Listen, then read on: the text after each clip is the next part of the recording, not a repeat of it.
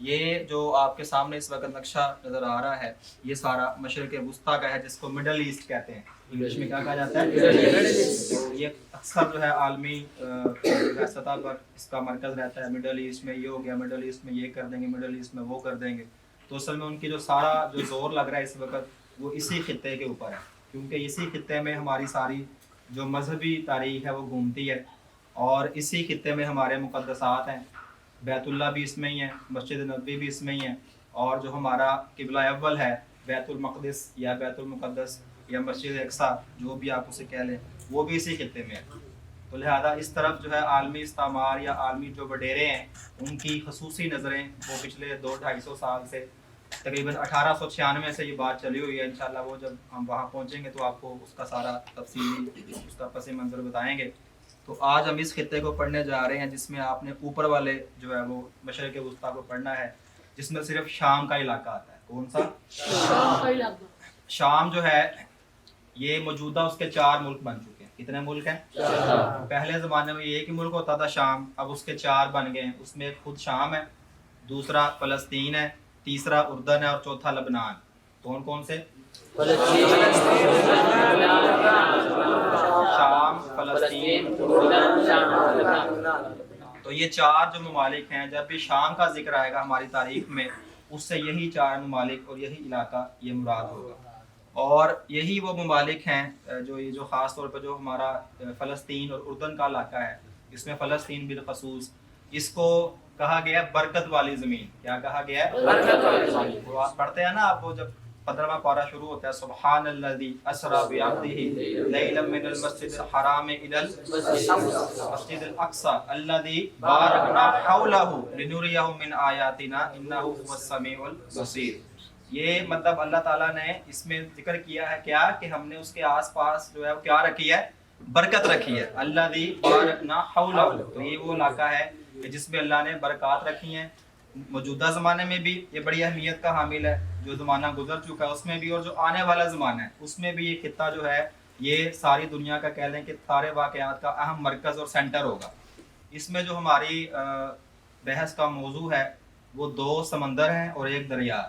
2 سمندر، بحیرے ہیں، وہ ہے تو جھیلیں ہی ہیں، لیکن وہ میں کئی دفعہ آپ کو بتا چکا ہوں 2-3 دفعہ پہلے بھی کہ جب کوئی جھیل بہت بڑی ہوتی ہے اپنے حجم کے لحاظ سے اسے کیا کہا جاتا ہے؟ بحیرہ۔ تو اس میں 2 بحیرے ہم نے پڑھنے ہیں اور 1 دریا، یہ خاصی اہمیت کا حامل ہے۔ ایک بحیرہ اوپر جو ہے وہ تھوڑا شمال کی طرف ہے، ایک جنوب کی طرف ہے، ان کو ایک دریا ملاتا ہے آپس میں، ٹھیک ہے جی۔ جو اوپر والا بحیرہ اسے کہتے ہیں بحیرہ تبریہ۔ کیا کہتے ہیں؟ یا انگلش میں بولتے ہیں گلیلی سی۔ جو نیچے والا ہے اسے کہتے ہیں بحر میت۔ کیا کہتے ہیں؟ ڈیڈ سی، یا بحیرہ مردار بھی کہا جاتا ہے، ٹھیک ہے۔ وہ اس کی وجہ انشاءاللہ بتاتا ہوں آپ کو بھی کیوں کہتے ہیں اس کو۔ اور جو ان کو دریا ملاتا ہے آپس میں اسے کہتے ہیں درائے اردن۔ کیا کہا جاتا ہے؟ اور عربی میں اسے بولتے ہیں النہر الاردن۔ کیا بولتے ہیں؟ اردن، یا نہر شریعت بھی کہا جاتا ہے، نہر شریعت۔ یہی نام ہے، تو لہٰذا جب بھی آپ یہ نام پڑھیں تو اسے یہی مراد ہوگا۔ اور یہی وہ دریا ہے کہ جہاں پر میں نے بتایا تھا آپ سے کہ طالوت اور ان کے ساتھیوں کا امتحان ہوا تھا۔ موسیٰ علیہ السلام نے رکھی تو اللہ نے 40 سال تک ان کو صحرائے سینا میں بھٹکائے رکھا۔ پھر وہ پچھلی نسل ساری مر گئی، پھر آگے جو نئی نسل آئی ان کو پھر شوق ہوا کہ ہم جا کے وہ جو جہاں پہ اللہ نے حکم دیا تھا ہمیں جا کے مالکہ کے ساتھ لڑائی کرو، جنگ کرو، وہاں سے ان کو نکالو، ہم ان سے لڑائی کریں۔ تو انہوں نے خود وقت کے نبی سے کہا کہ آپ اللہ سے درخواست کریں کہ ہمارے لیے کوئی حکمران یا کوئی سپہ سالار جو ہے وہ کوئی بادشاہ منتخب کر دیں، اور ہم ان کی جو ہے وہ نگرانی میں جہاد کریں گے اور جا کے اپنا علاقہ ان سے واپس لیں گے۔ تو اللہ نے طالوت کو ان کا جو ہے وہ سپہ سالار مقرر کیا، اور انہی کے لشکر میں داؤد علیہ السلام بھی تھے۔ ابھی ان کی عمر وہ 11-12 سال لڑکپن کی ان کی عمر تھی۔ تو پھر اللہ نے پابندی لگائی تھی کہ جب آپ نے یہاں سے گزرنا ہے تو اس دریا سے پانی نہیں پینا، ہاں چلو بھر پانی پینے کی اجازت ہے۔ تو اس کی جو سائنسی وجہ ہے یا جو دنیاوی لحاظ سے ہم دیکھیں تو وہ یہی ہے کہ جو بحر میت ہے اس کا پانی بڑا میٹھا، فرحت بخش اور بڑا لذیذ قسم کا پانی ہے، لیکن جو وہ بڑھتا ہے نا دریا اس میں سے نکلتا ہے دریا اردن بحر میت میں سے، تو بحر تبریہ میں سے جو وہ بحر میت کے قریب ہوتا ہے نا اس کا پانی جو نا بدبودار اور گندا ہوتا جاتا ہے، اور بحر میت میں گرتے ہی اس کا پانی ویسا ہی ہو جاتا ہے جیسا کہ بحر میت کا ہے۔ اب اس کو بحر میت کیوں کہتے ہیں؟